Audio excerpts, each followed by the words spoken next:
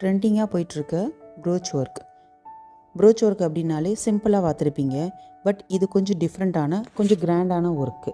ஆரி மாதிரியே டிஃப்ரெண்ட்டாக கொஞ்சம் கிராண்டாக வேணும் அப்படின்னு சொல்லி என்னோடய கிளைண்ட் ஒருத்தவங்க கேட்டிருந்தாங்க. ஸோ அவங்களுக்காக இதை பண்ணது தான்.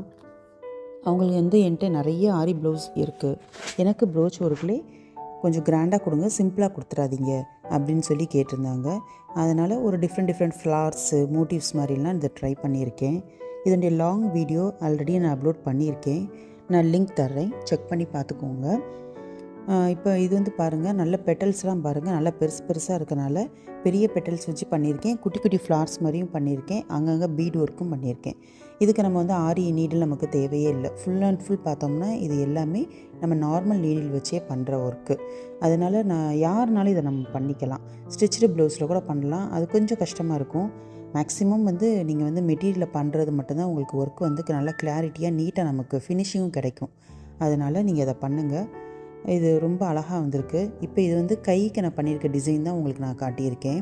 இதுவே நான் நெக் பார்ட்லேயும் பண்ணியிருக்கேன். இது ஃபுல்லாக கை ஸ்லீவில் அழகாக இருக்குது பாருங்கள். இப்போ இதனுடைய நெக் பார்ட் நான் உங்களுக்கு காட்டுறேன். அதுவுமே அழகாக வந்திருக்கு பாருங்கள். எவ்வளோ அழகாக கிராண்டான ஒர்க்கு. நல்லா இருந்தால் லைக் பண்ணிக்கோங்க. தேங்க்யூ.